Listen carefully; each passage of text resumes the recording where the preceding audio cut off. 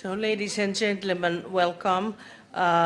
If you wonder what we are waiting, we are a bit delayed.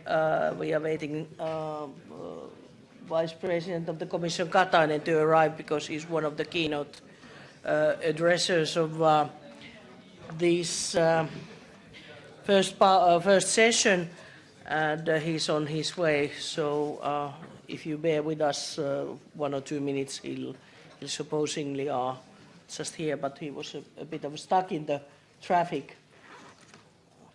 But if he won't arrive, let's say within less than 5 minutes, then I start and just talk longer. And you have to bear with me, and not only with waiting.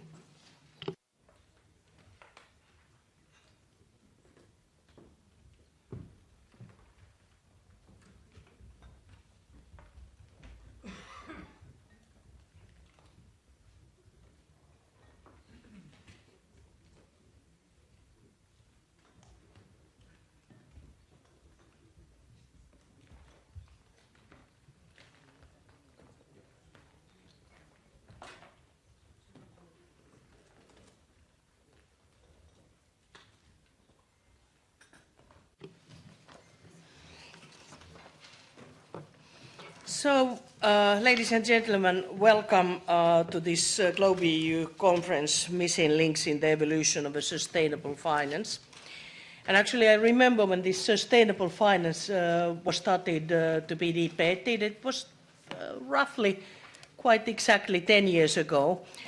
And it was just before the financial crisis. There was a small poster and event here in the Parliament, and about 5 people attending as speakers, and I went there sort of because of the curiosity of what are they talking about when they are talking about greening the finance. And there was 4 or 5 speakers, and I guess there was 4 or 5 people attending the meeting, and that was when I fell in love with the sustainable finance. Wow, this is the idea. And Nick Robbins, if I recall it correctly, you were among of those people being present, as well. Another one of our speakers, Stanislas Dupré, and so that started. And then time passed by, and 6 years ago, the GlobeEU organized a Greening the Finance conference with Commissioners Potočnik and Barnier. And the room was filled like it is today, but there were not yet commitments. And now, 6 years beyond that, the Commission has given the package on sustainable finance that the Parliament and Council is working with, and there's a lot ahead of us. And just to frame with a couple of words what we are hopefully doing today is we are increasing and creating the movement and a network of the living lab of people learning from each other and developing the concept. And okay, what is the concept? First, it is understanding the scale and the nature of the challenge. And I don't want to scare you at 9 o'clock in the morning, but I'm afraid I'm going to do it anyway. But if you look the planetary challenges that are interlinked, and if you look the exponential growth of the use of the resources and the negative impacts, included the climate change, but that is not the only one, what we are experiencing. We are running out of the time. And that means that, quite correctly, we are the first generation to solve the crisis, or the last one who would have had the chance to do it. It means that we are facing a Copernican challenge. That means that we are changing the paradigm, how we see how the planets are revolving on the sky. It means that we need to start system thinking. It needs us to understand that, be it financial regulation or other regulation, it has not born in vacuum. It is born in that kind of a worldview and understanding where everything is limitless, like the universes or multiverses, if they exist, or the number of the galaxies. So the limit of the globe is not incorporated in our legislation. It is linear in the nature, and it is filled with perversive incentives to misuse the natural resources and to avoid the costs on taking care of the planet. So we can't solve it only by voluntary actions. And the question is, what do we do and where we do? And during this conference, we are dealing with the sustainable finance, and I lay my hopes for the finance because it is filled with intelligent people, a lot of creative capacity, and it has the blood circulation of the economics and societies. Roughly, informal figure, we have 30 trillion euros invested unsustainably in carbon risk assets, and quite a big deal of that is our pension funds.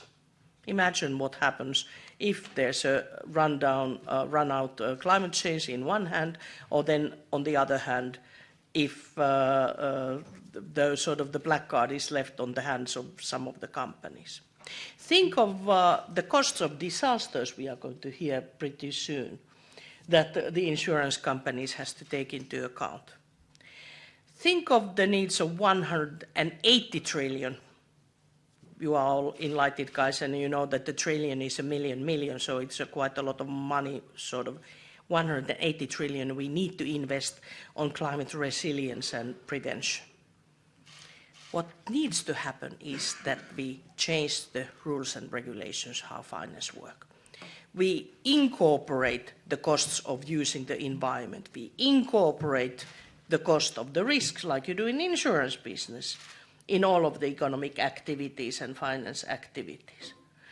We correct the wrong incentives, and we put in place the right incentives to invest the money on sustainable climate and environmentally friendly investments. So this is all about it. And our sessions first is about setting the scale and the challenge, then understanding why you get what you measure, so that is the metering, that is the indicators, how that should be developed and mainstreamed, and then afternoon sessions very much about the concrete proposals and the lessons learned from financial community, what works and what doesn't work, and how the actions and incentives should be put in place rightly. So with these words, once again, thank you for coming.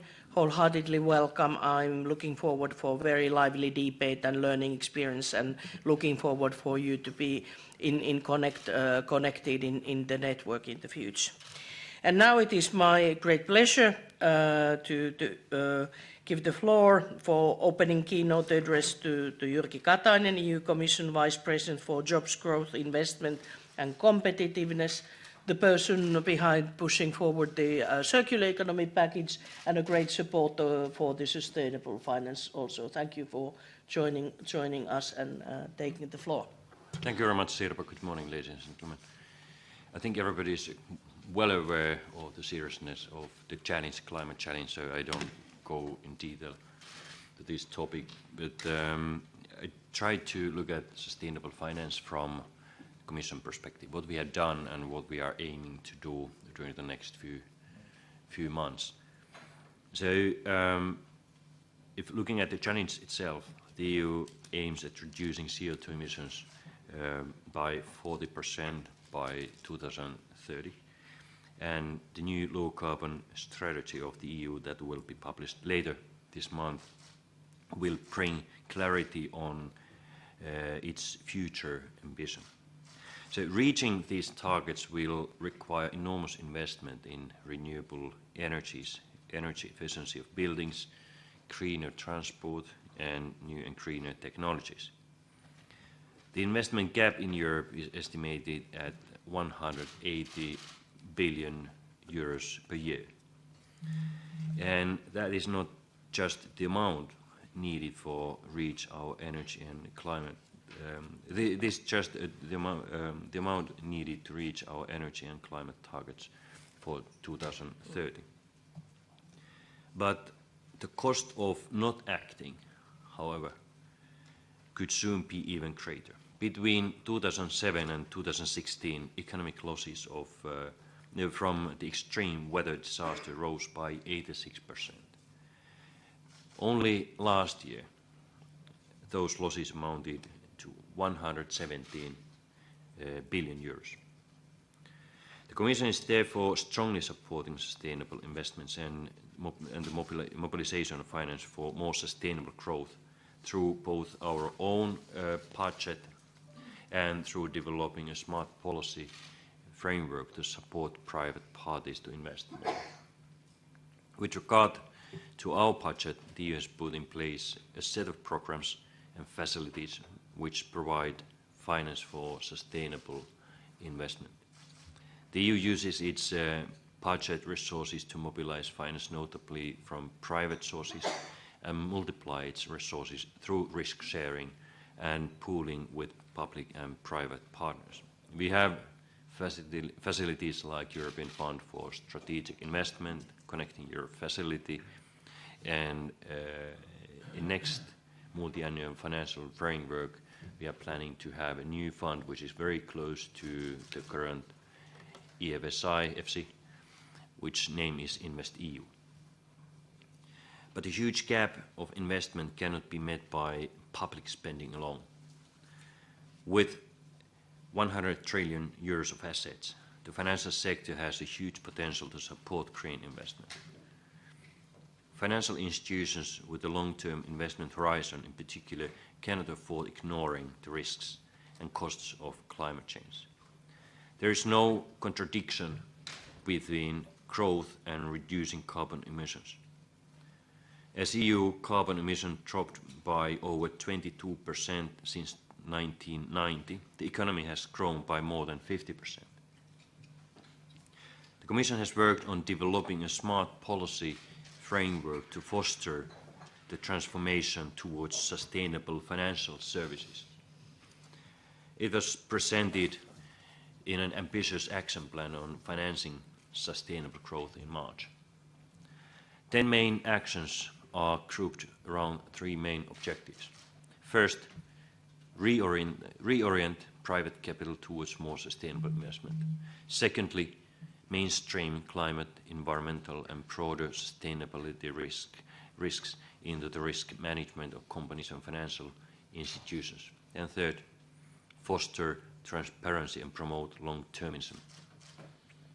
Just 2 months after the action plan, the European Commission adopted 3 legislative proposals on an EU taxonomy, on disclosure by financial market participants, and on benchmarks. The proposal to establish an EU taxonomy aims at developing a common understanding of environmentally sustainable economic activities, to end market fragmentation between member states and help investors channel private capital towards those projects that will contribute most to the Paris objectives. The proposal on disclosures requires financial market participants to disclose how they factor sustainability risks into their investment decisions, while also them to disclose for any financial product with environmental, social or governance target, how they intend to reach that target. Finally, the proposal on benchmarks seeks to improve the transparency of ESG benchmarks and to develop minimum standards for low-carbon benchmarks, thereby having an important direct impact on where private capital is channeled. Ladies and gentlemen, we believe that these 3 proposals have the potential to be real game changers in shifting capital flows towards sustainable investments, reducing the carbon footprint in line with the Paris Agreement. Let me therefore also explicitly congratulate the Parliament on their strong support for sustainable finance and the very fast progress they have achieved on the legislative proposal on benchmarks and disclosures. But thinking about the title of today's conference, the EU taxonomy will be at the heart at attempting to link our different initiatives.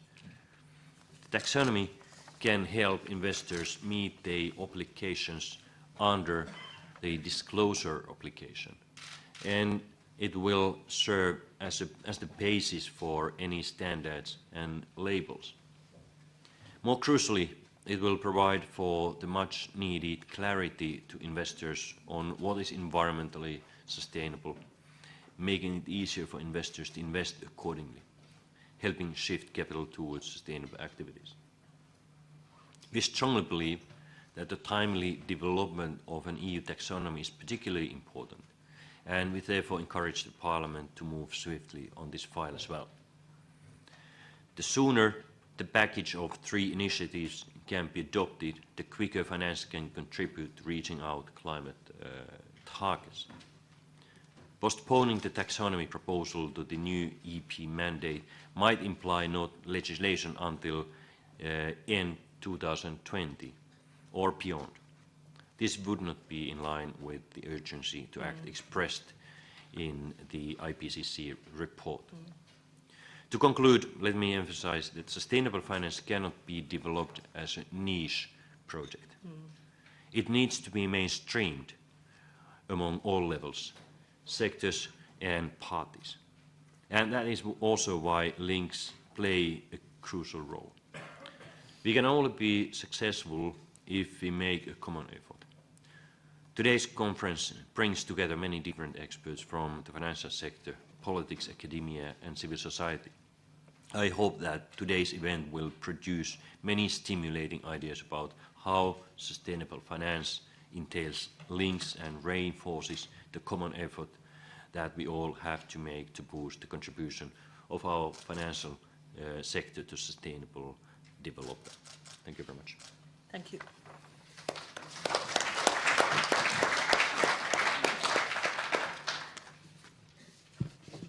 Thank you, Jyrki Katainen. And then we'll move forward to our keynote address. We are very happy to have you here, Mami Mitsutori. And thank you for the great work that you are doing on this disaster reduction and prevention. And she's the Assistant Secretary General and Special Representative of the Secretary General for Disaster Risk Reduction in United Nations. And indeed, we would need to realize what are the costs of non-actions, what are the consequences of climate risks already now, and not to talk about it in the future, plus then the cumulative effects on impacts on health too. So please, we are very happy to have you here and looking forward to hearing your comments. Thank you very much. Mr. Pietikainen, Vice President Katainen, distinguished members of the European Parliament, ladies and gentlemen, thank you very much for inviting me to join this very important discussion on sustainable finance, which is, according to you, a growing movement here in the European Parliament. I'm particularly grateful to Sirpa and GlobeEU for the excellent work you are moving forward, namely to bring the complex but vital area of finance into efforts toward achieving sustainable development, climate challenge, and disaster risk reduction, which is the agenda that my organization has been given as a mandate from the UN member states. It seems that my role today, this morning, is to scare you more from 9:25 in the morning about what we are facing. And I'm certain that the endeavor that is taking place right now is against the backdrop of a very acute concern that is building up all over the world, not least in Europe, and it is affecting our economies, eroding the benefit of the planet and our societies. In this regard, please allow me to start by pointing out that actually what we think that we know about the dimension of the impact of disasters on our economy is really, well, I wouldn't say tip of the iceberg, but it's not the reality. The truth is that we are really lacking of accurate data on what is the real economic losses from disasters. And I can say this because 13th of October every year is you may not know, is the day, International Day for Disaster Reduction. And this year, we issued a report with the Center for Research on the Epidemiology of Disasters at the University of Leuven. And this is about economic losses, poverty, and disasters. And there are many interesting findings in this report, but the most striking one for me is that during the last 20 years, what we know as the economic losses is actually only 37% of the major reported disasters. It is much easier to count mortality, as you can easily imagine. It is very difficult to count economic losses. And if you break this data down a bit in terms of the income, the countries with high income, they provide around 53% of the economic losses that is actually happening. But when it comes to low-income countries, this figure goes down drastically, and it is about 13%, according to this report. And that is why I mentioned that we do not actually know the accurate picture of the cost of inaction. And the other important fact is that 90% roughly of the disasters that we are seeing now is related to climate change. Now, of course, earthquakes, tsunami, which are not related to climate change per se, they have the biggest impact in the loss of lives. But when it comes to economic losses, hurricanes, typhoons, floods, droughts, these are the ones that really are affecting us.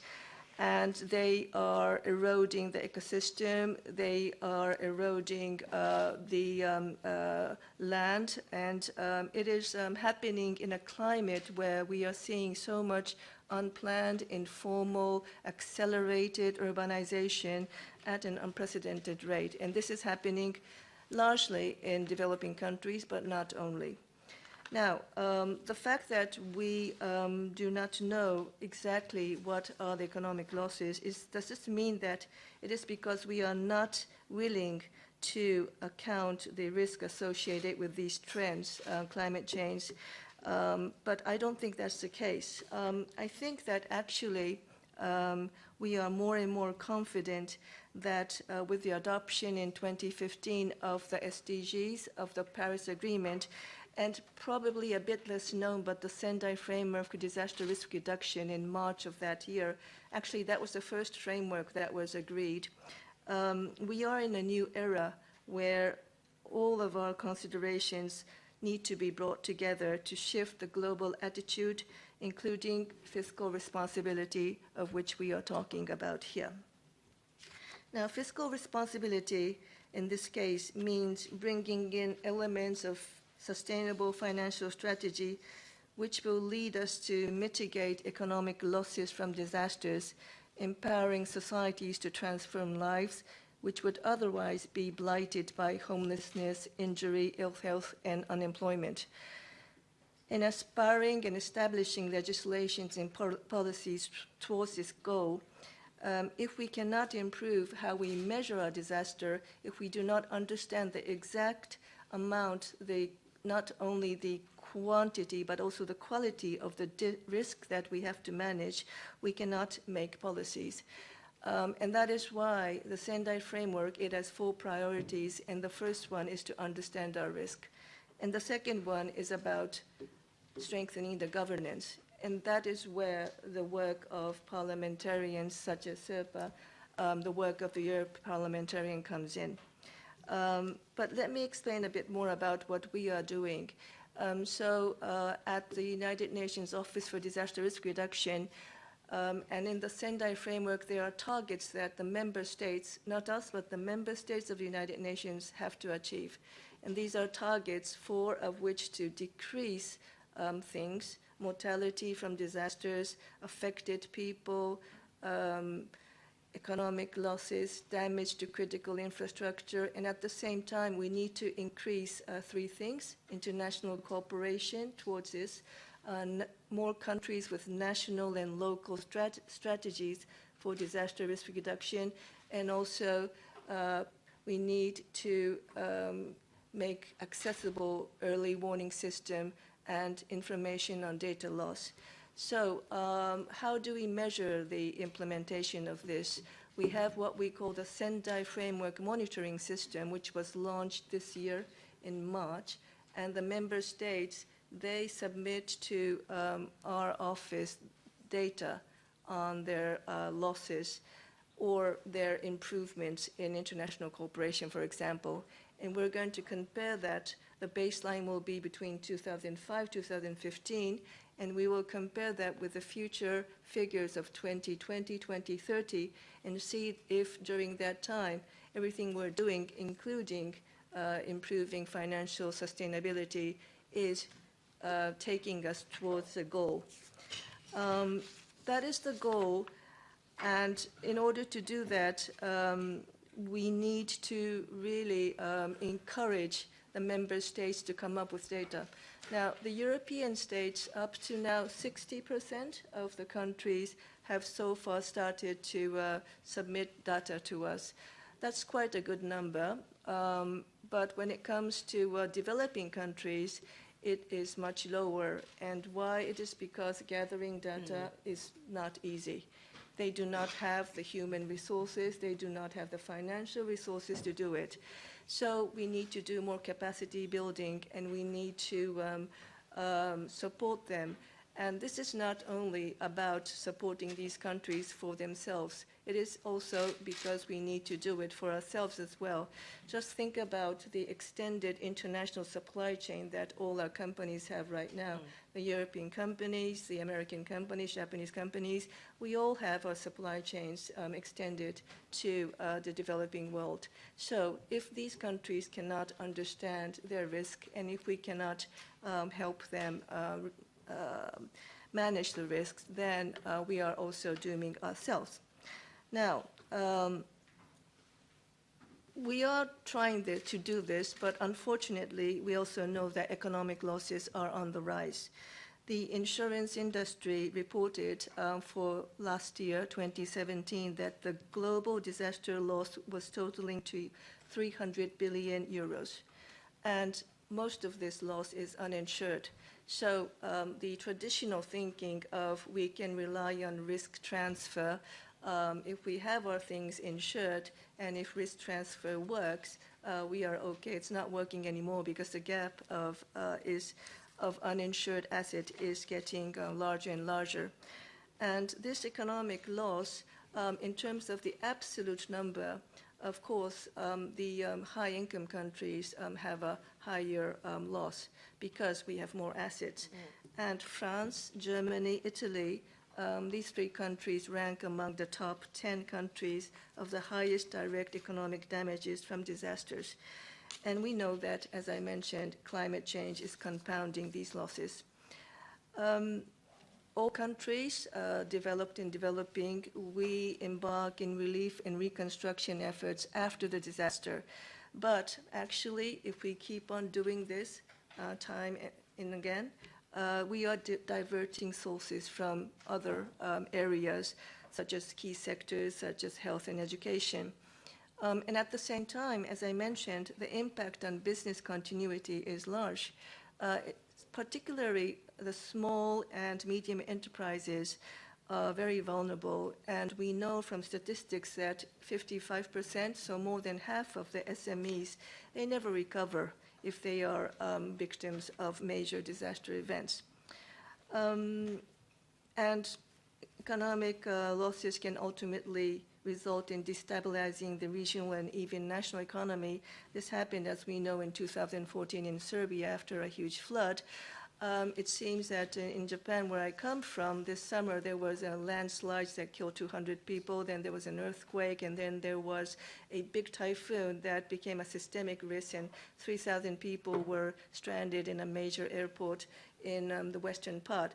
But the biggest news from this recently is that apparently the last quarter of the Japanese economy has turned into a minus growth. And one of the big causes that has been reported is actually these disasters that we saw in summer. So economic losses not only impact us in the long run, but they also impact us in the short run.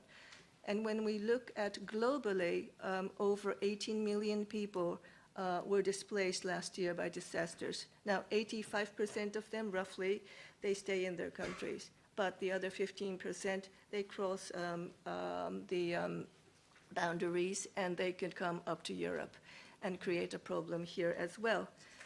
We talk about sustainable development goals. The first one is to eradicate poverty, but every year 26 million people are pushed into poverty because of disasters. So the message is simple. If we can't manage disaster risk, we can't even achieve the first of the sustainable development goals. And what are we talking about? What is the true economic loss? Well, the World Bank has an estimation, and it is estimated to be in the region of 500 billion euros, which is a large sum. And the question that we need to ask ourselves is that we hear about all these big figures, billions, trillions. We are getting more and more aware of the impact of climate change. Are we changing our behavior? Are we trying to work more towards prevention? This is the question that we really need to ask ourselves, because the Sendai framework of 2015, the big paradigm shift was, let's not only try to manage disaster, we need to manage disaster risk, in other words, prevention. But I still don't see it happening, honestly, but we need to get there.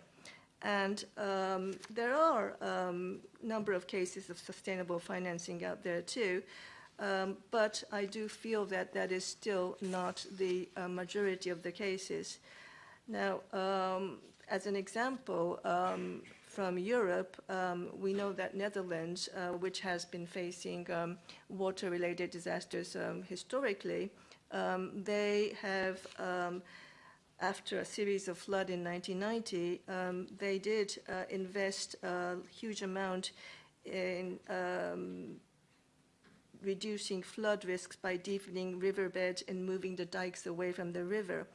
It was a cost or an investment, let's say, of 2 billion euros, but this has made the country more resilient. So this is an example of resilience, of investing into sustainability, and we need to see this happening much more. That's why I believe that it's very encouraging to see that the European Union forging ahead with its sustainable finance initiative is going ahead with its action plan and legislative proposals. And that is the way to go forward. But my message is that we still need a long way to go. Now, in closing, I just wanted to draw your attention to 3 points, if I may. First, that in most economies, as the Vice President has just mentioned, the private sector needs to put in their money for a lot of the investment. The figures I have here are 70 to 85% of all investment in critical infrastructure needs to be done by the private sector. So we need a mechanism in place that at the same time incentivizes but also regulates the way that the private sector will invest. It has to be both. So one of the ways to do this is we've been discussing disclosing more about disaster risks on the balance sheet. This is something that we need to see more, and actually some shareholders are now becoming much more active about it. There's a case in Australia when the Commonwealth Bank of Australia was sued by their shareholders in 2016 because in their annual report there was not enough disclosure about climate change. So it is happening, and I believe that it will happen more. Secondly, we need to have a more structured way to calculate the cost of inaction. Now, unfortunately, I don't have the precise answer here, but a lot of research tells us that this is very vague and rough, but €1 or $1 that you invest into prevention can save up to €15, $15. This is based on case studies, but we need to find a more structured way of these of portraying these statistics so that it becomes much more convincing. And thirdly, talking about aid, currently 87% of disaster-related spending on aid goes into response and reconstruction. So this is after disaster strikes.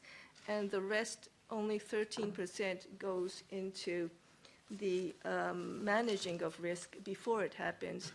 But let's think about it, our taxpayers' money, which goes into aid, if more amount goes into the prevention, then we don't need to use that much money for relief and reconstruction. There will always be residual risks. There will always be a need for relief and reconstruction, but we need to change these figures.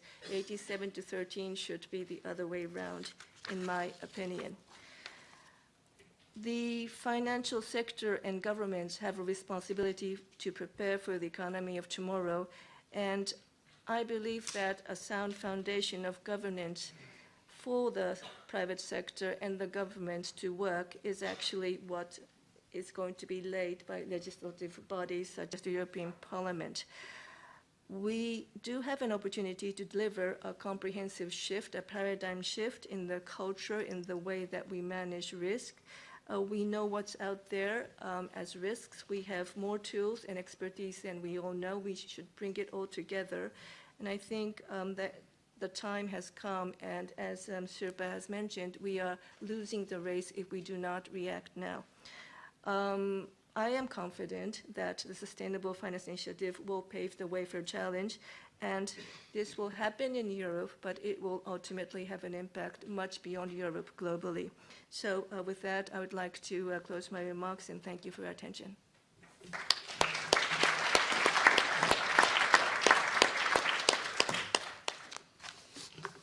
A great thank you to our keynote speaker, Mami Mitsutori, for your comments, and I'm sure you can find the information from UNI SDR webpage and send emails and ask for details if you need. Thanks for our keynote speakers, and now we'll swiftly move to our first session, setting the scene why a transition to sustainable finance is needed. And I would like to welcome our speakers here, as well as my good colleague Joe Leinen, doing a great work for environmental circular economy and sustainable finance also, to lead us to the scale of the challenge and the speed of the challenge, so that we can sort of measure our actions on that scale and not to underestimate what needs to happen. So once again, thank you for our speakers, and Joe, please take the floor. Yeah. Good morning, everybody. Sirpa, thank you very much for that wonderful start of an eminent, important dialogue that we have today, sustainable financing. The panelists will take their seat. My name is Joe Leinen. I'm a member from Germany and serving in the Environment and Climate Committee since many years. So we heard, in short, the Commissioner saying that sustainable financing must be mainstreamed and has not to be a niche. Hearing about all the disasters, I think that's self-evident that we need to shift the finance sector to all the new directions. And Mami Mitsutori was saying as well what we need. We need data. I was happy to be the rapporteur in this parliament about environment data legislation. It had a name years ago. Nobody wanted to make the report, and since I was the chair of the ENVI committee, it fell to me, but now we know how important it is to collect data, to know what we are doing, and to measure what we are doing. And much more criteria, that we need assessments of our investments and compare them against alternatives. That was a very excellent presentation from the UN. So we catch up a bit on the timetable, and I have an excellent podium with the European Commission, with the European Investment Bank, with academia and the NGOs, and we will hear from practitioners what we need, what has been done, and what we can expect in the next future. And right away, I give Astrid Lade-Vogt from DG Environment the floor. You are head of unit on Sustainable Development Goals, Green Finance, and Economic Analysis. What more you need to give us an input what the Commission does more than the Commissioner has already presented. Please, you have the floor. And everybody of you was up to 5 minutes. I know that's totally short, but we will survive. Thank you. Thank you very much, Mr. Leinen. I thank you for inviting me, and I promise that I will use less than 5 minutes, not least as the Vice President has already set out what the Commission is doing. So I just want to really leave you with two thoughts, and then I also want that we have time to discuss and questions, because I think with so many distinguished speakers in the room, that's what we really need. I want to pick up on two things that Sirpa said. One is to come back to system thinking, and the other one is about getting the prices right.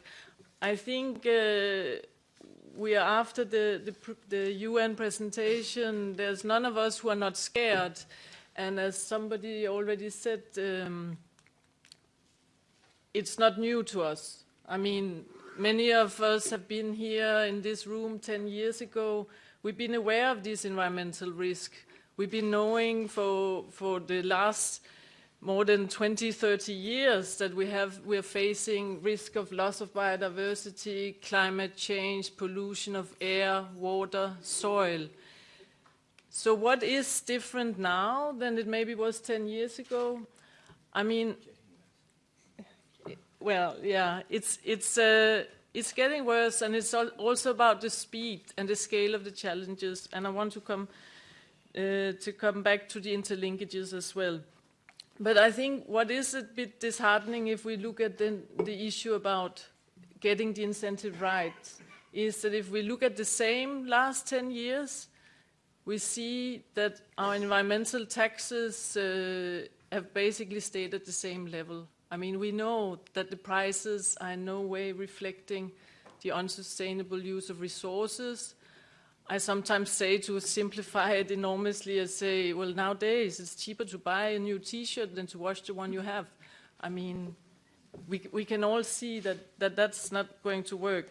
But so I'm very pleased that this agenda has risen very high. But then if we go back and look again at the risk, what is really striking is that for the first time in 2018, the World Economic Forum highlighted that these environmental risks are of a particular concern. And then we could say, okay, let's deal with them one by one. But what is really worrying as well is that they're all really interlinked. So we need a systemic approach.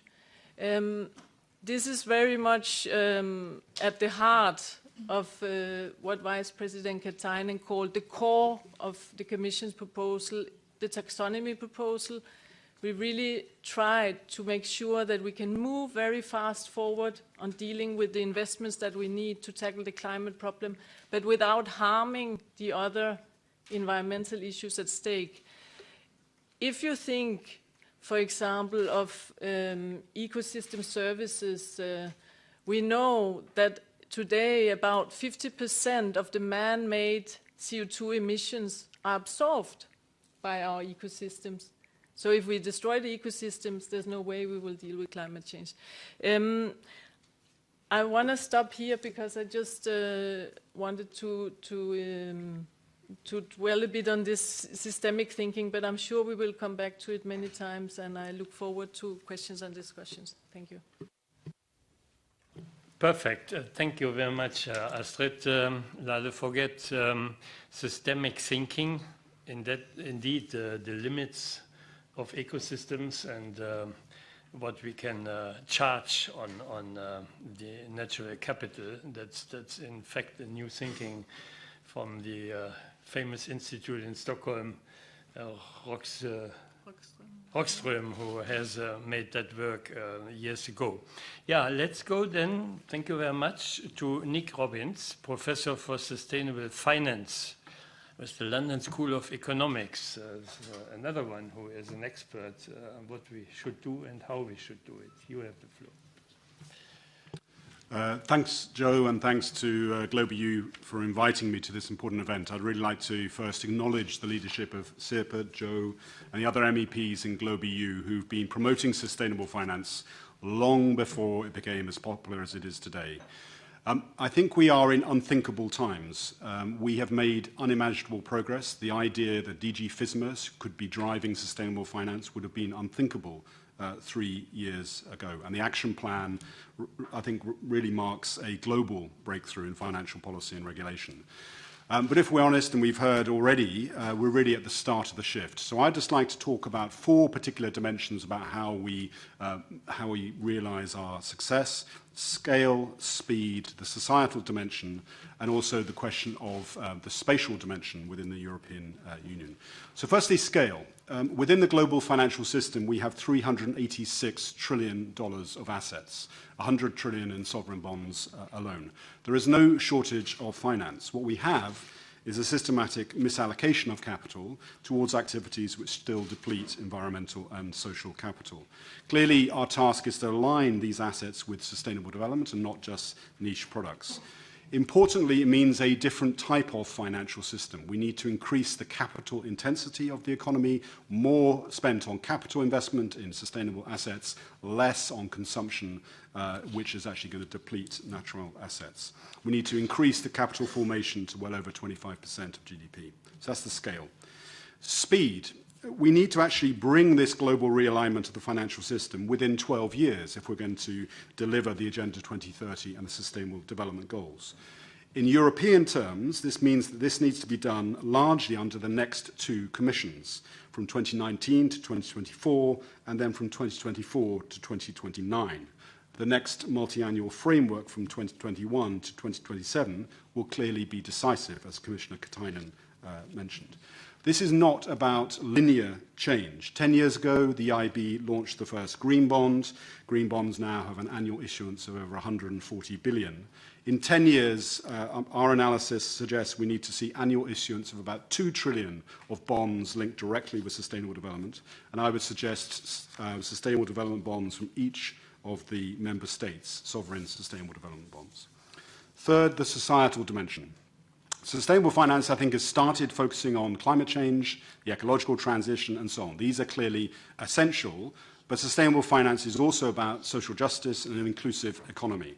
This is why it's critical, I think, that the EU's strategies for sustainable finance supports a just transition in the MFF, in the actions of the EIB, which I see is actually picking up actions on the just transition, and in the way that the EU's policy framework mobilizes banks and investors for a just transition.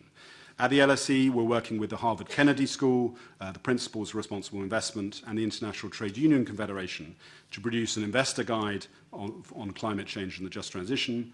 And we have investors with more than $4 trillion in assets supporting a statement for action on the just transition, and this will be launched at COP24 next month. Finally, the spatial dimension, or the territorial dimension. We do have a profound spatial disconnect in the Union, in our societies, between prosperous financial centres and the economic hinterland. As the high-level expert group on sustainable finance put it in its final report, for many, finance is seen as a sector concentrated in metropolitan hubs, remote from the priorities of growth, employment and environmental improvement that prevail in Europe's rural and industrial areas. So we need Europe's 30-plus financial centres to reconnect with the real economy, serving the needs of the households, the SMEs, the public authorities and the communities across the Union that will drive the transition. At the UN level, the United Nations Environment Programme has launched a global network of financial centres for sustainability called FC4S, and I'm delighted that a new European platform, FC4S Europe, was recently launched in partnership with the EU's Climate Kick in Dublin this month. So I think if we focus on these 4 dimensions, all starting with an S, scale, speed, society, and spatial dimensions, then I'm super confident that we can make the financial system sustainable and do it on time. Thank you.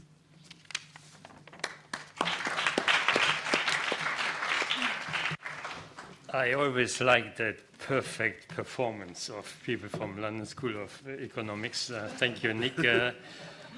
Opening our eyes to the three dimensions of sustainability, the social, economic, and ecological effects of what we are doing. That was brilliant to open that door.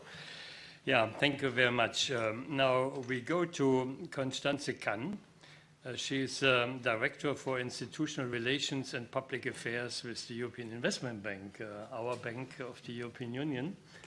And we should be first class in this field. Please, you have the floor. Thank you, and thank you very much for the kind invitation of GlobalEU to speak here today. I think it's evident that finance, and then we're talking about both public and private finance, have an important role to play in ensuring the sustainable future for the EU and across the globe, I would say.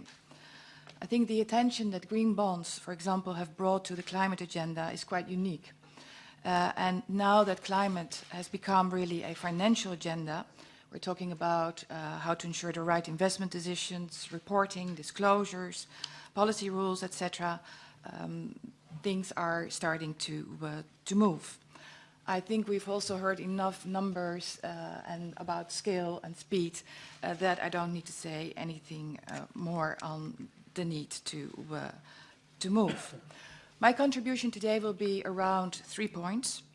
The one is more when we talk sustainable finance, we understandably tend to focus on climate, environment, but I think we should also, not forget that there are other dimensions, like the social dimension, and that's why I will say a few words, on the sustainable awareness bonds that the EIB has just launched in September earlier this year.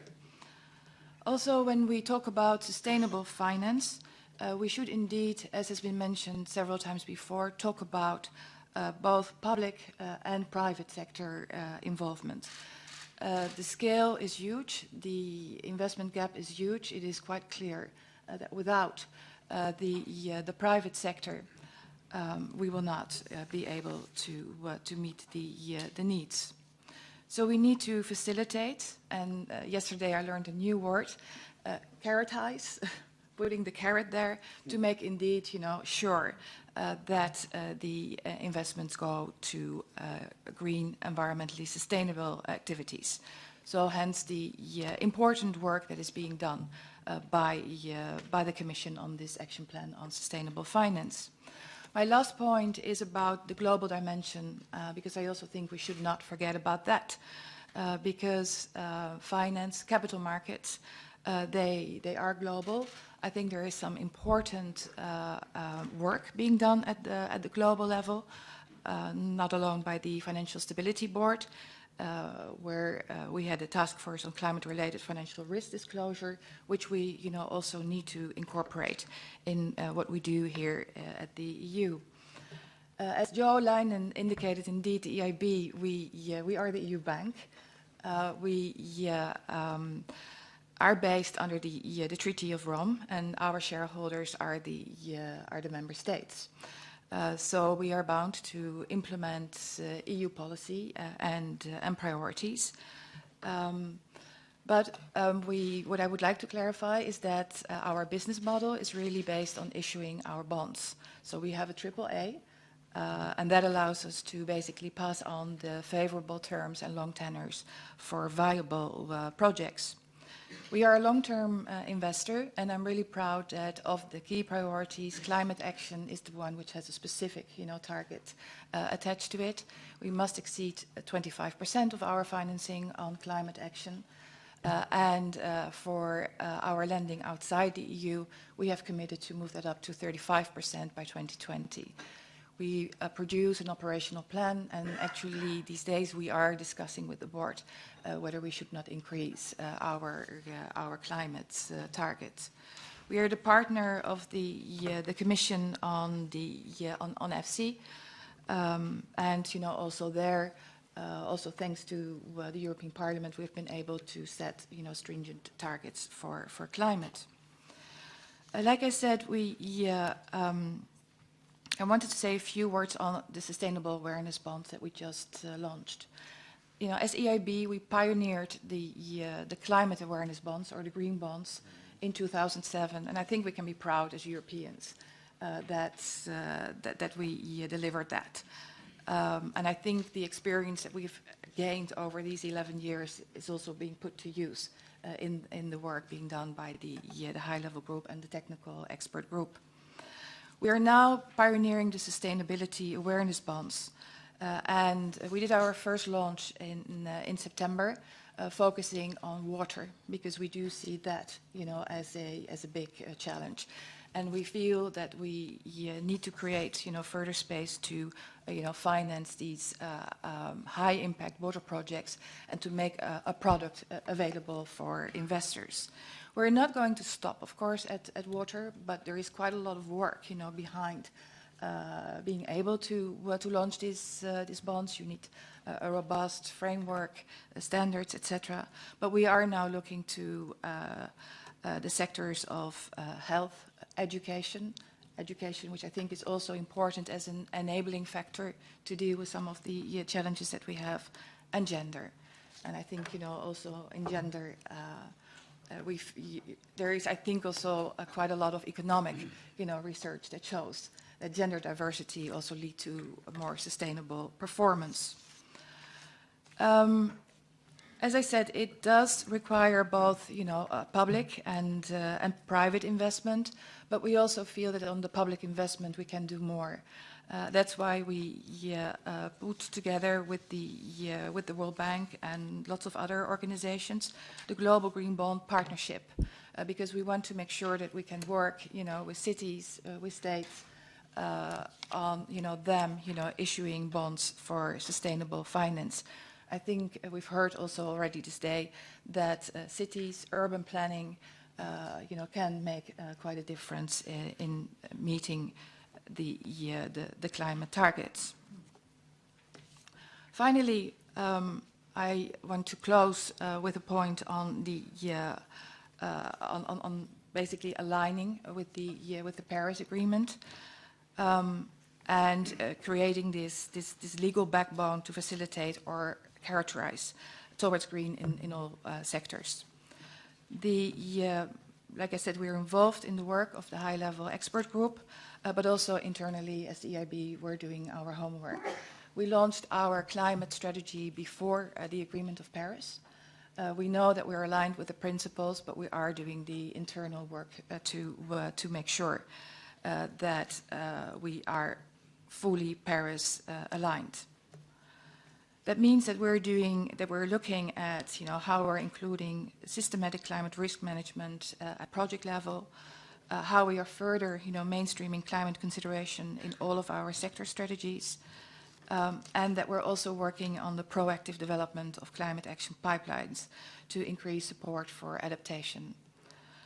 And that we are working on the integration of climate-related risk in the broader EIB risk framework. So, also we as the EIB, have quite a lot of homework as well to do in the coming period to make us fully Paris aligned.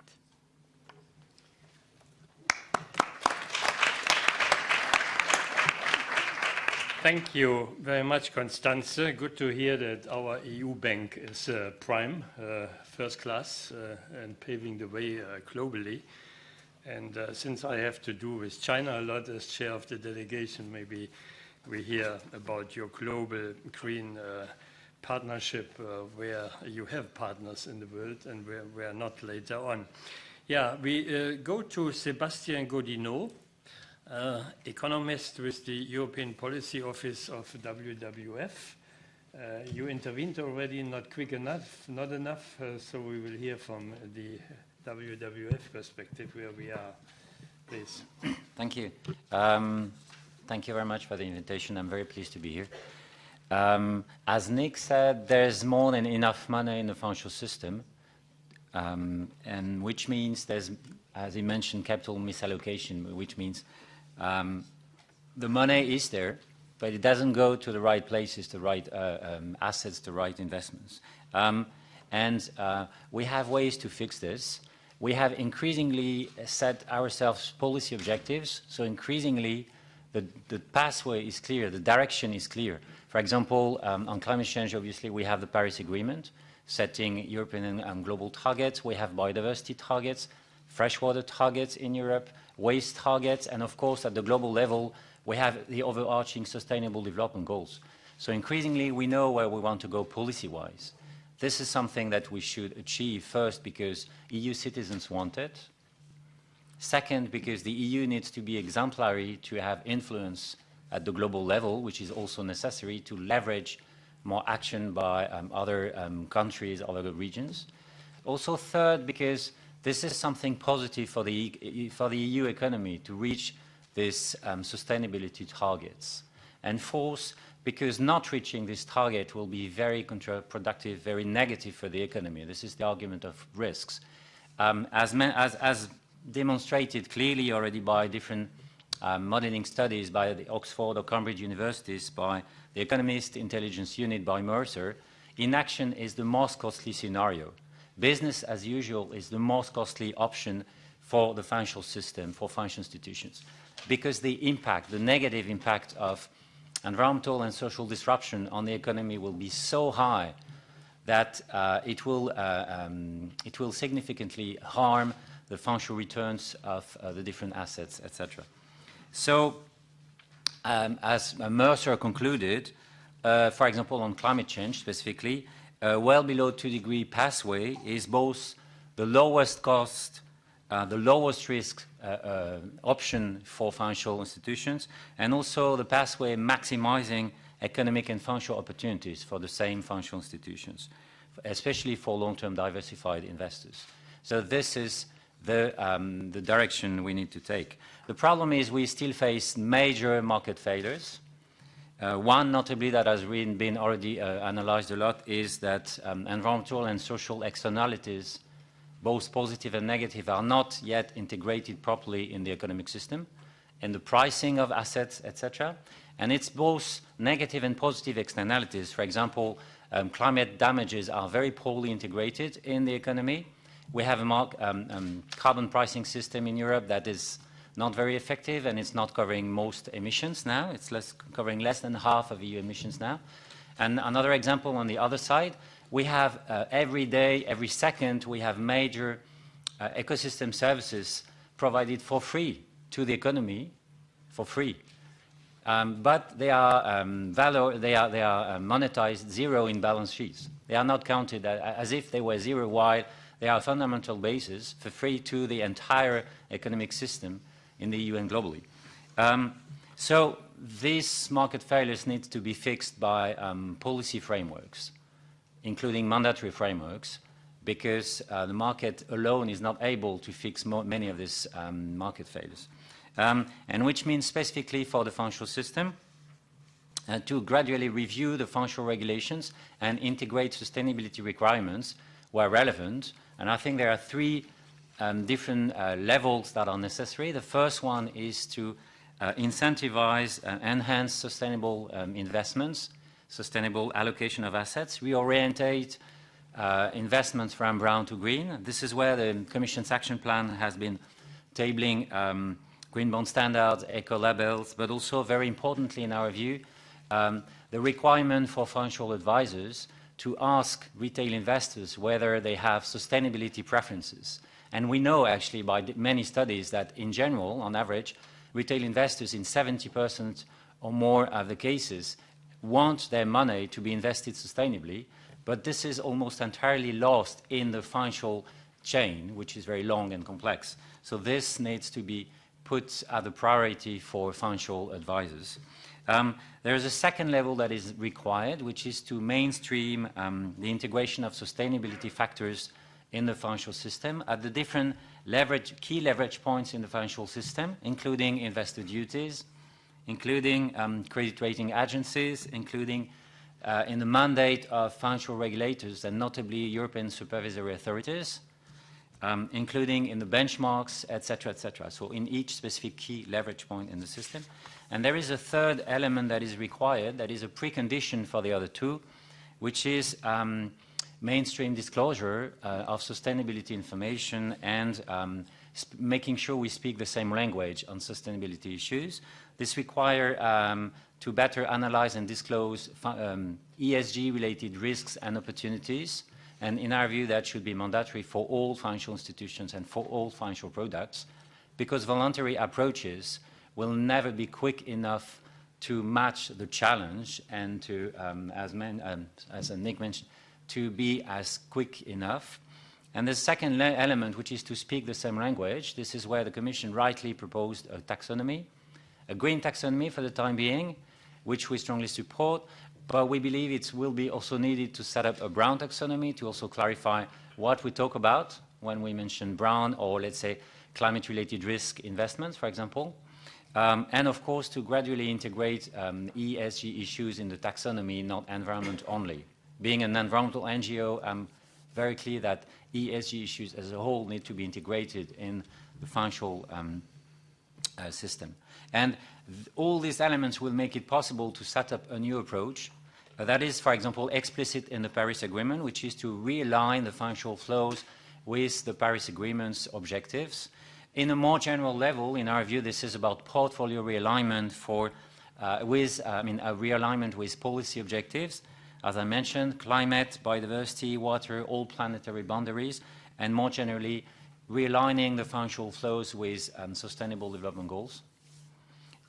This is extremely innovative in our view, because this can move from a relative approach to just beat the benchmark or beat the competitors, but it can be defined increasingly in absolute terms, notably on climate issues.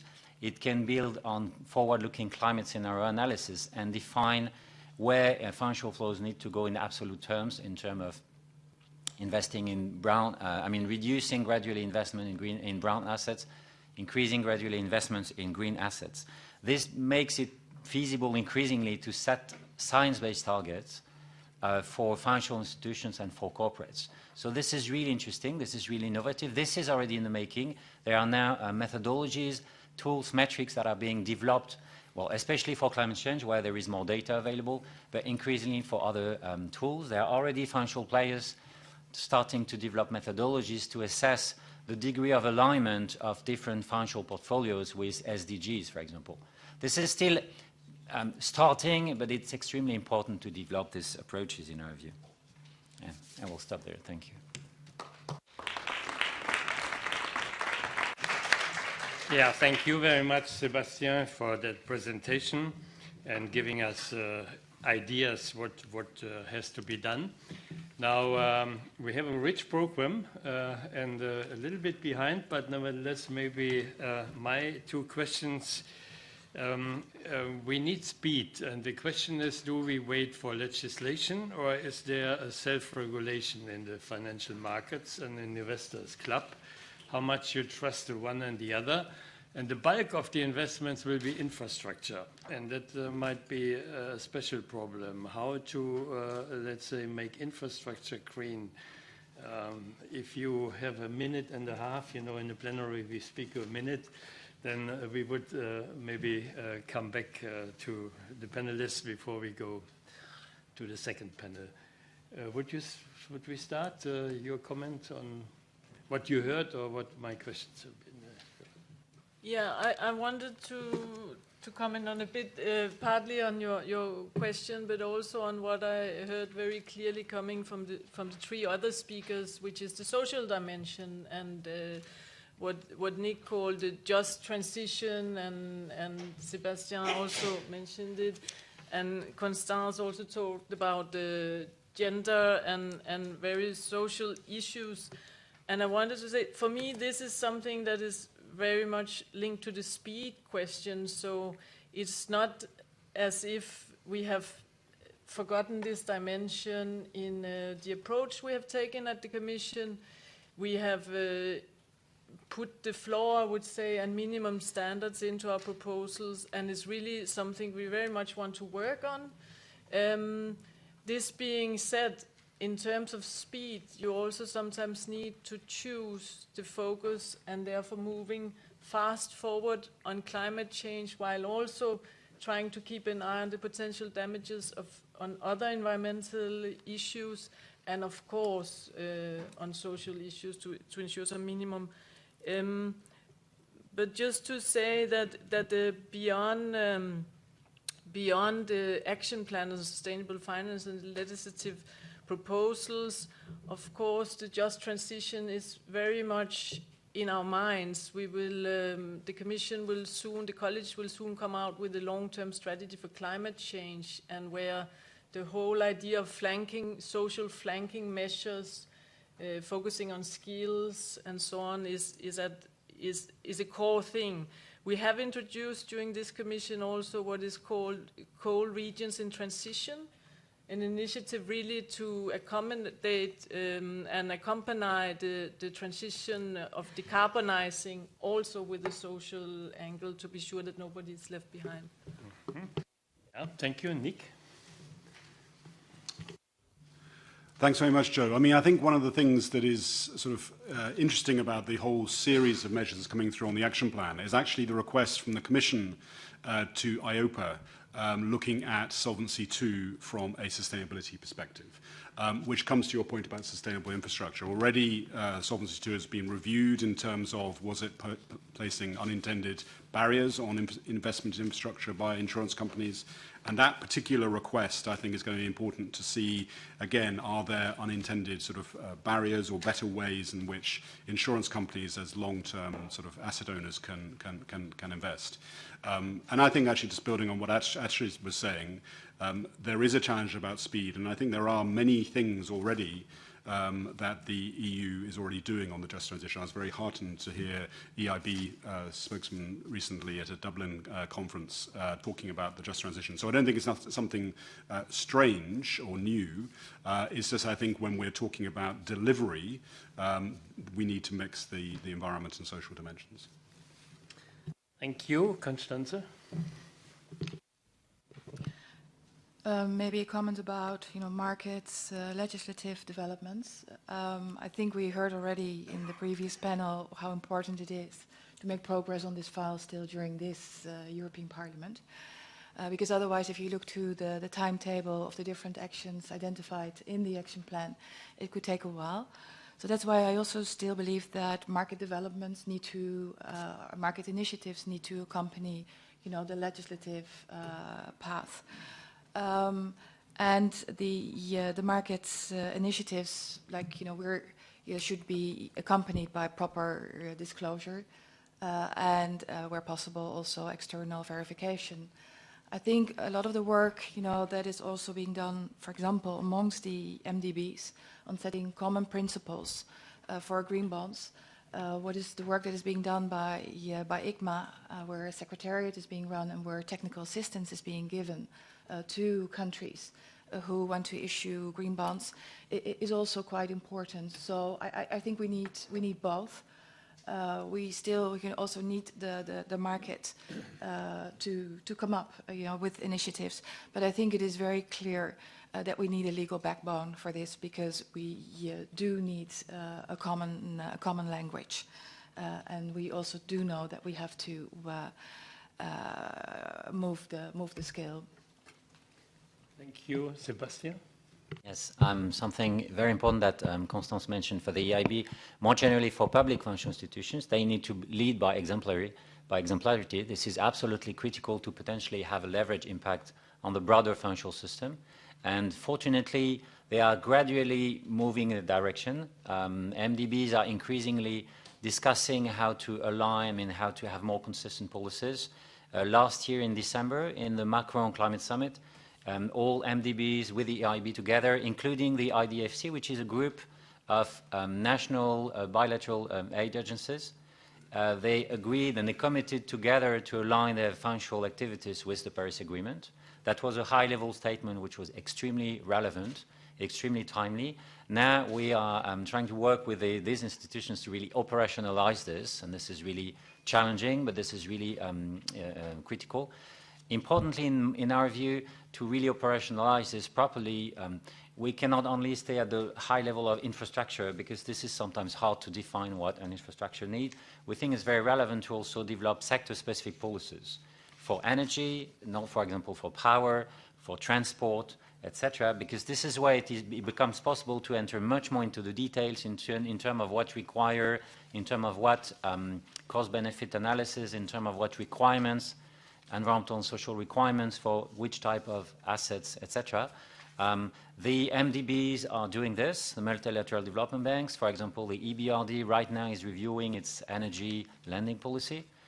It seems it will still be slightly gas-obsessed, unfortunately. We hope that the EIB, that will do it next year, will avoid this trap and really link the sector-specific policies with the high-level commitments, for example, Paris climate alignment. Yeah, I thank my panel. I think that was excellent, the first panel. And I would conclude with the IPCC report. We are at a critical moment, no doubt, but there is hope, and it's doable. With a lot of political will and effort, we can manage. We have everything we need. There's nothing we lack. We have the money, we have the technologies, we have the directives where to go, so it's now time for action, and I think this conference delivers part of it concerning the financial sector. Thank you so much, and Sirpa, you are taking over, yeah, for the second panel. Thanks, Joe.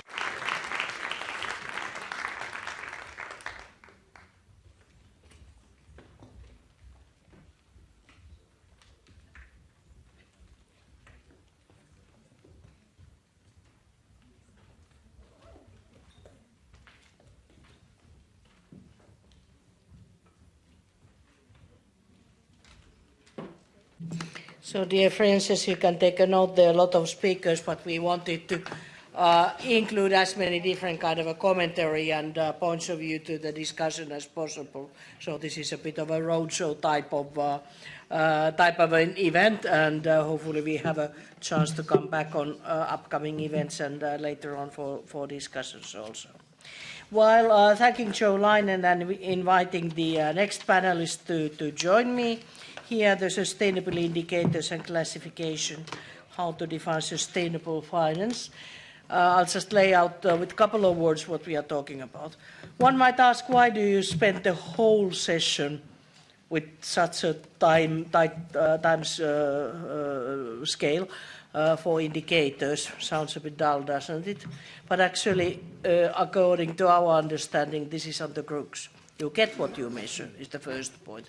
Secondly, as we've heard quite a number of times, this is not a question of having a luxury project or this kind of a matter of opinion project in the margins of financial sector. It is a question of correcting the perversive incentives that we politicians have been creating in the financial sector throughout the years in linear thinking. So it is very much sort of making in this kind of a parallel thinking on accounting. How on earth do companies know how the money flows from China to Brussels or from different sector to another sector? You get what you measure. And the whole point in accounting and auditing is that it is comparable.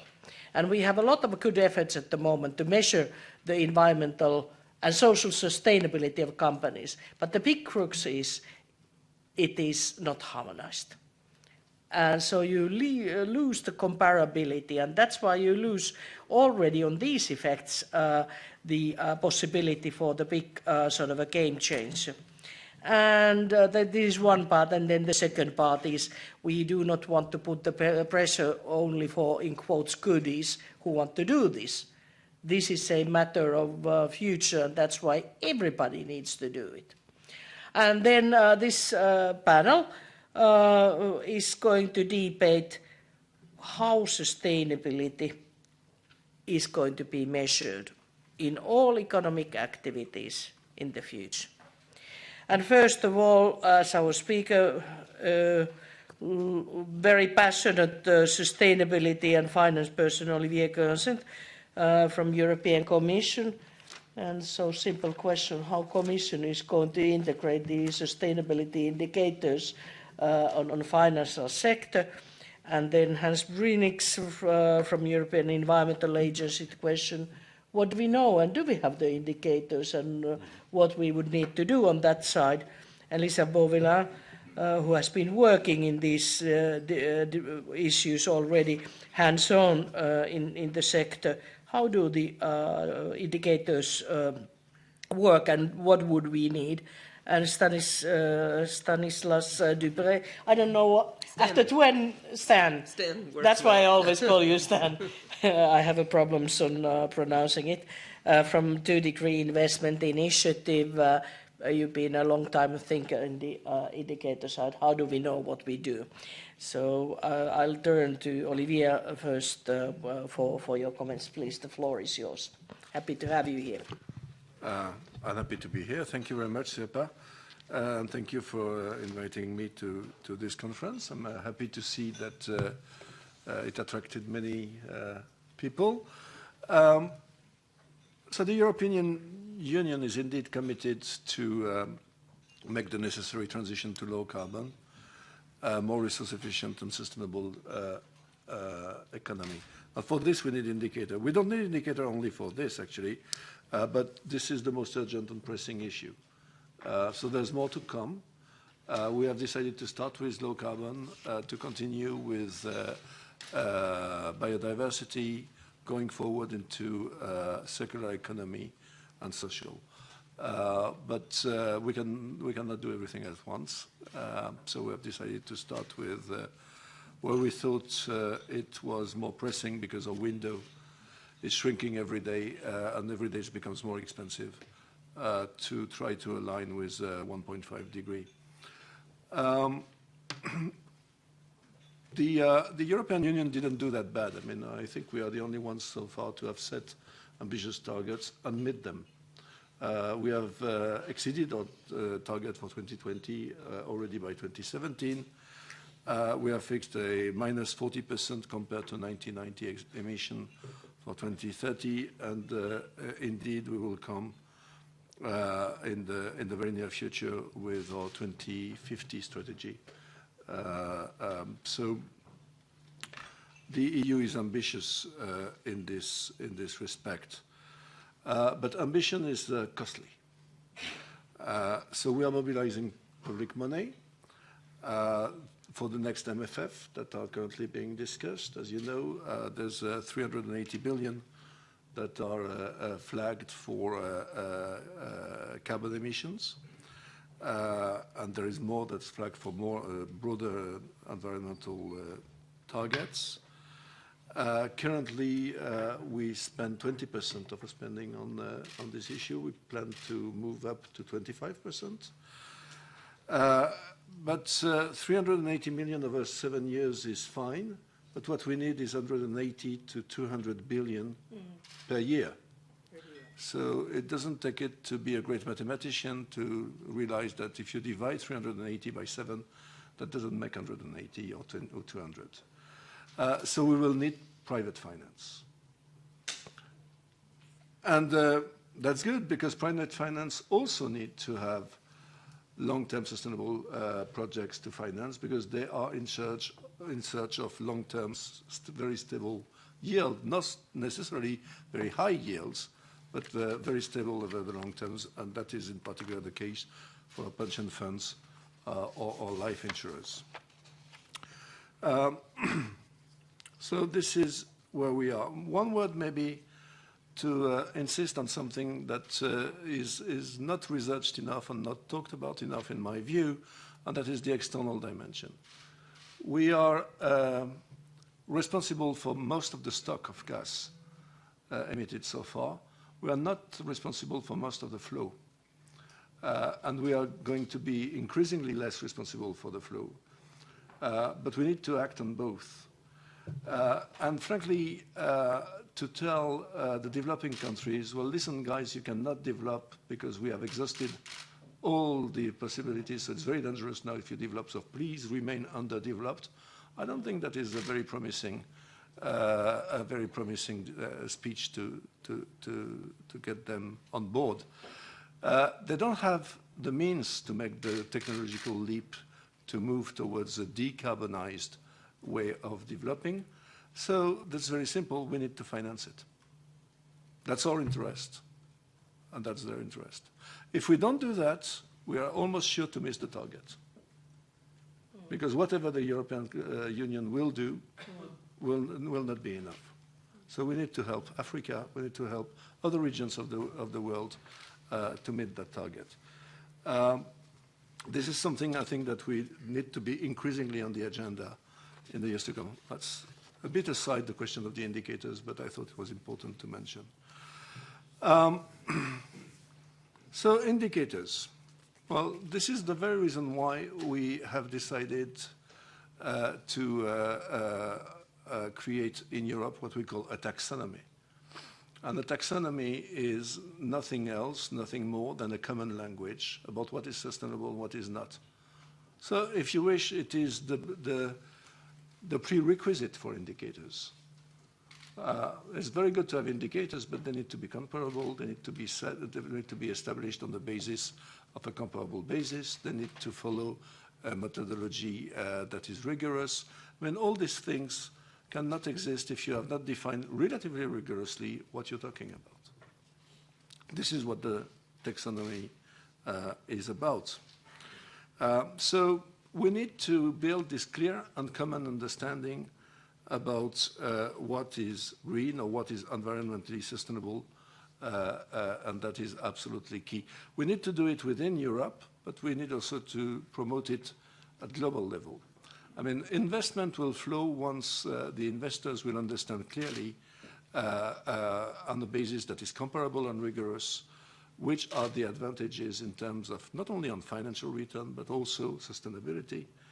In particular for those investors whose balance sheets is exposed very clearly to climate events, they will need to understand it a lot better than they do currently.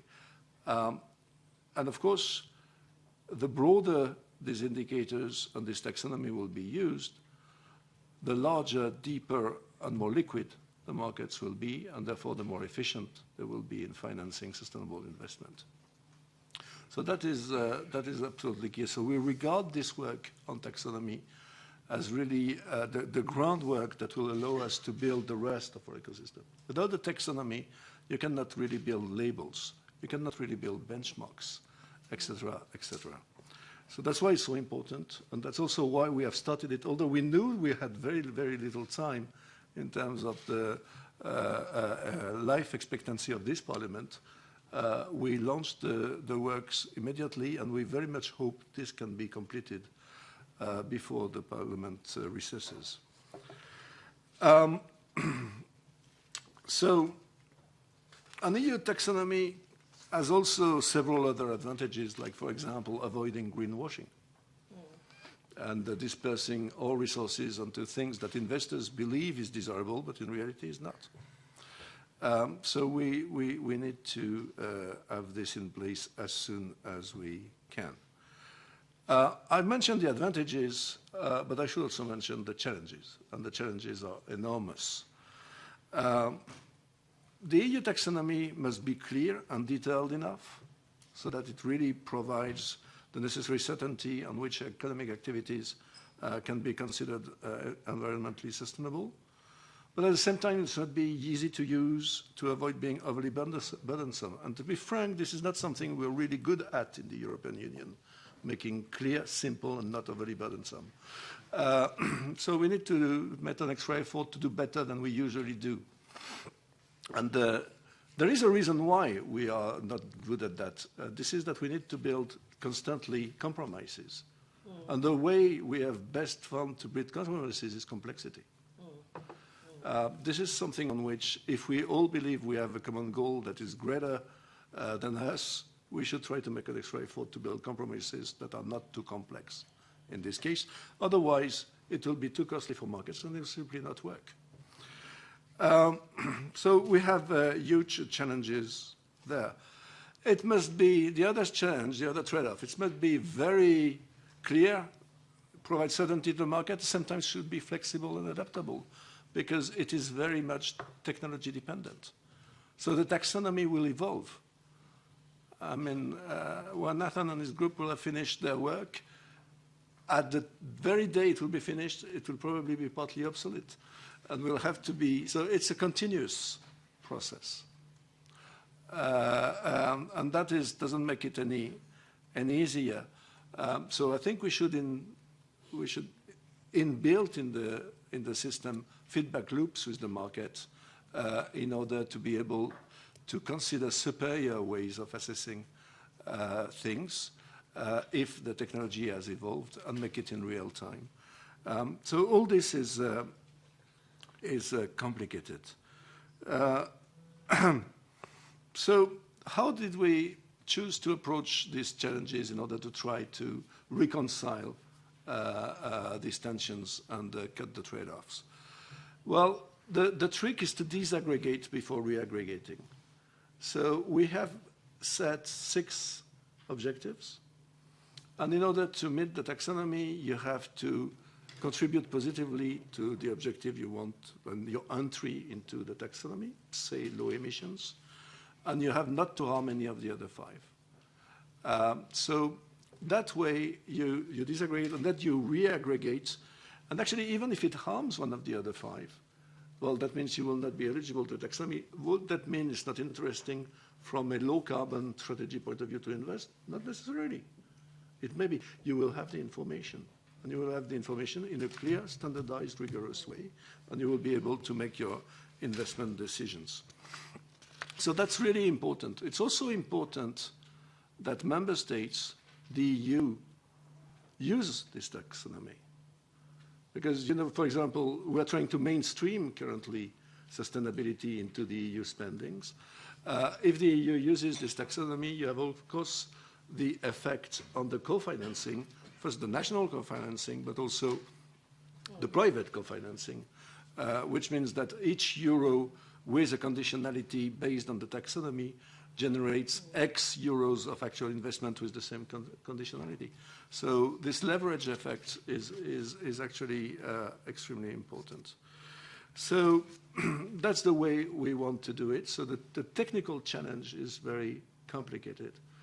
Of course, also the political challenge is complicated, and you have many ideas that are at the crossroad between technical and political. Let me take examples. I mean, you have a number of difficult trade-offs to cut. If you look at the glasses that are just behind you, these glasses, their performance condition very largely the energetic performance of this building. So you want the glass manufacturers to continue to invest in order to make more technical glasses in order to be able to meet this. But these companies may be very brown. So how do you reconcile this in the taxonomy? This is part of the issues that the group that we have set to look at the technical issues are looking at. Political. Some of our member states believe there is such thing as green coal. And some of our member states believe the ultimate way to address climate change is nuclear. Or bioenergy. Whatever, or bioenergy. And I mean, green coal is better than coal at all, and nuclear is better. I don't say it's good. And nuclear is certainly not too bad in terms of carbon emission. But then, if you look at the list of the other 5 criteria, you will find it hard to meet them, or at least to meet them all. So you will have at some point the politics will also, and that's probably our biggest challenge. So trying to depoliticize it, make it what it is, which is a compass for investors, something that tells you basically what are the characteristics of an investment, what is good, and what is not so good in terms of the 6 objectives, is what it is. And I think this is, to keep it this way is the only way to make it through politically in a meaningful time span. So Then, and I finish with this, on that basis, you can build a number of other things. We have started doing it. We have made in parallel a number of proposals, as you know, one on fiduciary duties and one on benchmarks. We plan to work with the agency, and I'm happy that Hans is here, because they can issue eco-labels. For the time being, they don't have the engineering to issue eco-labels in the area of finance, but we would very much like that once we have a taxonomy, we work together so that we don't have to reinvent the eco-label, but we can use the existing platform and make it work. So there's many projects that can be developed once we have a taxonomy in order to provide for the ecosystem we need in order to redirect investment substantially towards sustainable uses. Thank you.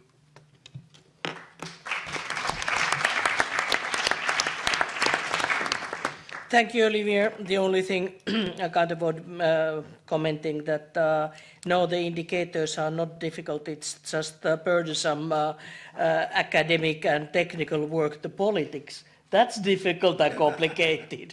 Well, okay. Both are difficult. Then the Hans Breenix from European Environmental Agency. Please, the floor is yours.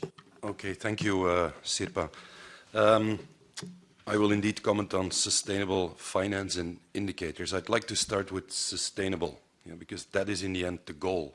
It's not to have a system for the financial sector, it's to drive capital investments towards sustainability. That is the goal. Well, we're 26 years after the Rio summit in '92. In fact, there are some people in the room who were not even going to school when we had that summit. If we had an agenda for the 21st century, it was called Agenda 21. And if you read it today and you adjust a bit the language to the modern concepts, it would still be pretty valid. So 26 years after that agenda, where are we? Yeah? We have indicators for that. We had the UNFCCC that was negotiated there, one of the Rio agreements. On a global scale, we have added a lot of greenhouse gases. We're at the UNCBD, Convention on Biological Diversity. We've seen 26 years of further decline in biodiversity and ecosystems. We weren't even talking about resource use very openly. There is still no global convention on that. The International Resource Panel estimates that we will double or triple resource use under the BAU scenario.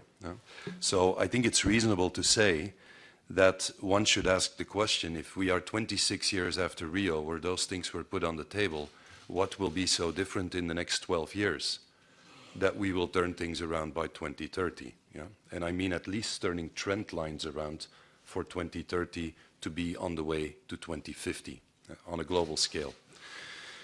If you look at Europe and how we are doing, well, these elements are fully embedded in the priority objectives of the 7th Environment Action Programme, which is currently being evaluated. We do have indicators on that. That's in fact the core business of the agency. If you look at natural capital and you look at our latest report, which I will present in the Parliament, I can tell you that on natural capital, all the indicators but one for reaching the 2020 objectives are red. One is green. Yeah.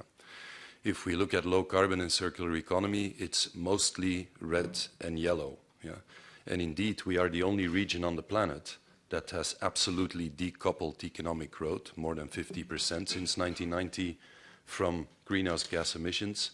But the last year, we see a trend upwards again. The economy is picking up, and it's in particular the transport system that is adding emissions again to the European economy. So this prompts serious questions. So we have serious issues at our hand. We have serious indicators at the global level and at the European level. Now, if you look at have we worked with indicators and taxonomies and binding expectations towards sectors, yes, we have. The automobile sector, the energy sector, the agricultural sector. I mean, on nearly every sector in the economy, we have that sort of expectations and we have means to measure. You know, we do that in our reporting, but we don't have that for the financial sector. Yeah? Or if you want to put it a bit more bluntly, for the capital sector. And in a system called capitalism, as the Americans call it, unapologetically. We call it the market economy. We're a bit more soft-spoken. But if you want serious changes in a system called capitalism, it would be a bit strange to expect that without touching capital. So I think this initiative is really about putting responsibility, expectations, and serious monitoring on the core of the system that is driving our economy. Yeah? And I think that is the real elemental paradigmatic shift that is there. Now, we've seen more than 20 years of developments in taxonomies, decision tools at the level of banks, at the level of investment banks, public-private investment funds. But for the most part, they've been uncoordinated, not terribly transparent, and often in the margins. Yeah, so what this taxonomy is doing, and the agency is indeed part of the technical expert group, is to try to mainstream this, formalize it, make it more uniform, ensure environment and climate integrity. And if you look at the SDGs, it's 17 colors. So the risk is now that we will get rainbow washing, yeah, instead of greenwashing. So it is, as Olivier Gerson said, it's one of the core elements is that we avoid that it becomes rainbow washing, but also that we have a solid base, as Sirpa has said, to compare and measure and report and analyze. And that's critical if you want to level the playing field and if you want to know where you are going, whether we are reaching indeed some targets. And that is called, in most environment and climate policies, we know how that works. It's called an MRV system, monitoring, reporting, and verification. So if this really wants to be something that drives, we will need a sort of not only carrot, as had been mentioned, but a stick in terms of monitoring, reporting, and verification. I also want to put a bit more flesh to the bone of this. What you hear always today now is the urgency. Yeah. I would say 2030 and even 2050 is today when it comes to investments in fixed assets and in infrastructure. The power plant that you build today will be operational in 2050. The railway system that you build today will be operational in 2050. Any spatial planning intervention you make will be there for decades to come. So the urgency is there not only when you look at climate, but also in the very fundamental understanding of what that type of capital investments are. Yeah? They have a longevity, and so we need to do it today, and we need to focus on the drivers of unsustainability. And they are usually not located in the ministries of environment or climate. They are in the Ministry of Transport, they are in the Ministry of Industry, they're in the Ministry of Energy. So that's where these things need to matter. That is where the investments need to go. And then I would also like to pick up, indeed, we need to stimulate investments that support sustainability and avoid bad investments. Yeah? And I think we have three types there. One is to avoid costs. And in the last 2 years, the agency came with 2 big reports there. One was on climate change impacts and vulnerabilities, which measured for Europe the very things that Under-Secretary General was mentioning, but also the disaster risk reduction report, which put numbers at the European level. There are a lot of costs to be avoided. Yeah? The other thing is what you could call explicitly unsustainable investments. Yeah? The ones that we know are not sustainable. We call those, with OECD language, environmentally harmful subsidies and environmentally harmful investments. At all costs, we need to avoid those. And then we have the potentially stranded assets. And I think if you take the decarbonization pathway and the natural capital ambition seriously, one has a timeline that allows for a much more forward-looking, serious analysis of what could end up as a stranded asset. We did a report on avoiding stranded assets in the energy system. We focused on gas and on coal centrals. And even if we modernize them in line with current air quality standards, which in principle would be a good thing, they become stranded assets, 1/3 of them potentially, if we link them to the decarbonization ambitions of Europe. So in terms of sustainability, the playing field is not the same as it was 10 years ago, and indeed this multi-dimensional aspect which Astrid has emphasized, I think is very important. Then time is running out. Many people have talked about that. Olivier mentioned the labeling. Yes, but if I can speak about labels, three things. We don't want to stimulate what I call labelitis. We have a lot of labels on a lot of things. So we need to make sure what type of label, not a label like on sustainable agriculture that then refers to less than 10% of sustainable of agriculture. We need something that really drives change. And that is the labels on refrigerators. Nobody is buying a C-label refrigerator anymore. A simple, clear label just got them out of the market extremely quickly. I'm not saying that this is what we should do for finance. It's probably more complicated, but not a label that signals that we are changing in the margins. We need something that signals whether we are really fundamentally changing, I think. Yeah? We've been talking for 20 years about this. Yeah? In the financial sector and about sustainability. And I would say after more than 20 years of talking about it, we now need 20 years of speed walking, yeah, because the windows are closing. And to conclude, I think at a time when Europe has doubts about itself and its own identity and the politics in Europe, where there's maybe a lack of confidence also about its role in the world, this is an area where we can and should lead. Yeah? And why do I say that? Because we have the best underlying climate and energy policies of any region on the planet. So the governance of the essentials is better than anywhere else. It has to be improved, I know, but it's better than anywhere else. We have experience with binding policies. Europe is not a freewheeling multilateralist experience. It's binding and functioning minilateralism, if you could say so. So we need to bank on that experience. And I think we have the ambition to lead on the SDGs. Well, if you have the ambition to lead, that requires serious toolboxes and serious vision. And I think this initiative of sustainable finance, if implemented to its full potential, can be a really important leverage for Europe. And we already know that the Chinese and the Japanese and other countries have a big interest in what this means, given the global scale of production chains.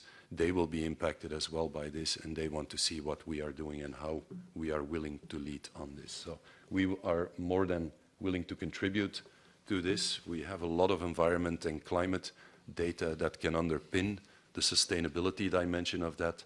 And so we are happy to be part of this exercise in Europe. Thank you.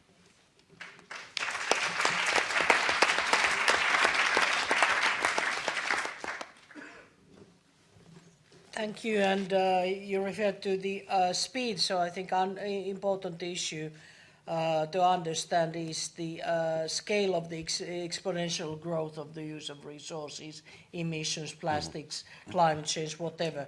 So instead of linearly trying to cut off, let's say, half of the emissions of the cars, probably you have to anticipate the increase of people and the needs of mobility in the future. Otherwise you will have 10 times more cars, and so having 1/10 of the emissions actually will make us to stay in the same, not to decrease the impact. And so the decreased impact needs to be potential also.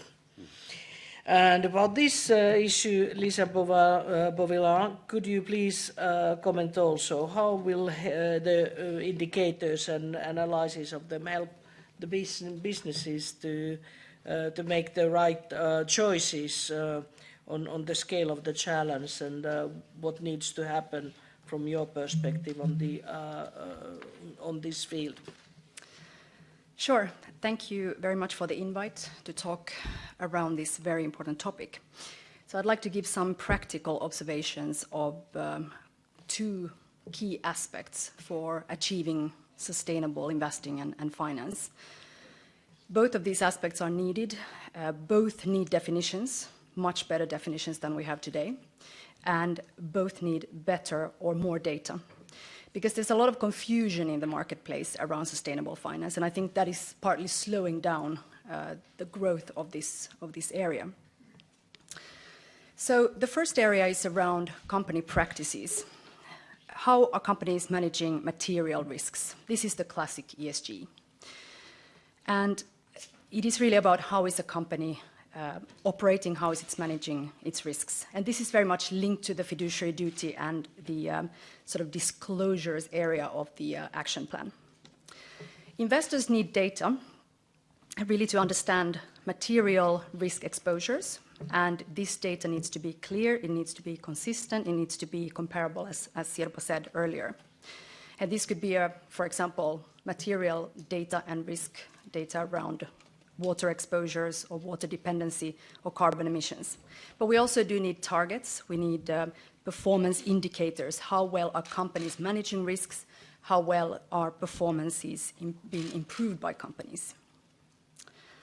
There are some good existing frameworks for this type of data. I would like to highlight the Global Reporting Initiative, GRI. It is a good but voluntary framework. It is also one that is evolving, which is very important because these issues are relatively new and it's an evolving area. Sorry. It's interesting, I've been part of the standard setting group for the waste management metric within the GRI. When it was last set, waste management was all about how do companies dispose of their waste in an efficient and safe manner. Maybe there was some talk about recycling as well. Today, when we are updating the standard, it is all about, well, actually waste is not really even waste. It is a resource. It's a material.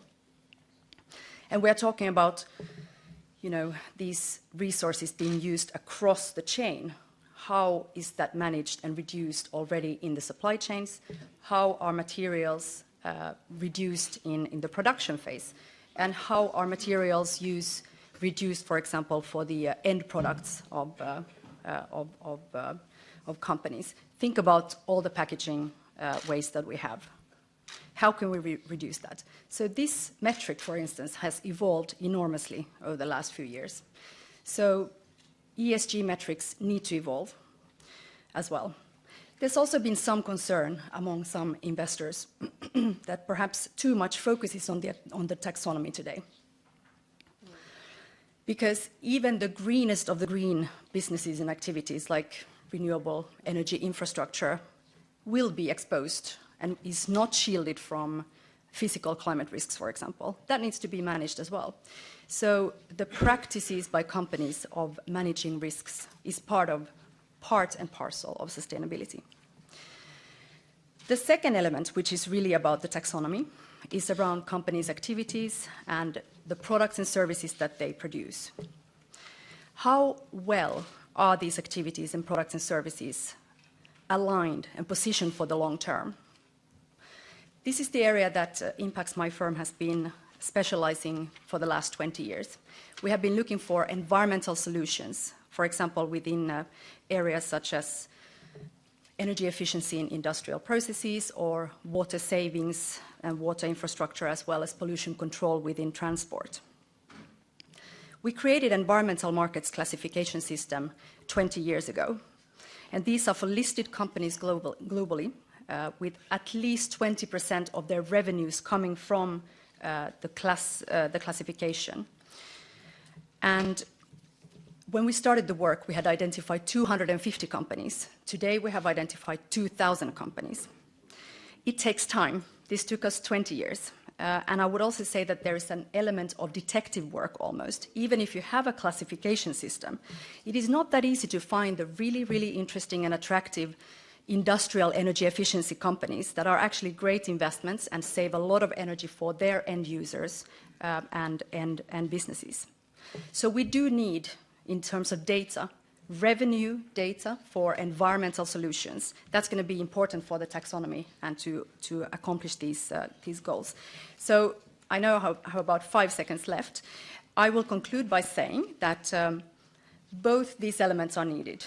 The practices and the activities, the risks and opportunities to understand what are the businesses that are well aligned for the long term, that will not be severely disrupted by risks and externalities that are negative. The taxonomy also needs to be very dynamic. It needs to be updated regularly. It's a fast-changing area with fast growth. But finally, I would also like to say that it's important to highlight that this is a great investment opportunity. It's not always necessarily understood as being that. And I think for growth and mainstream in this area, there needs to be a lot of education and information about this area of investment. It is not that niche. It's not only about investing into solar panels. It's a good investment area. Thank you.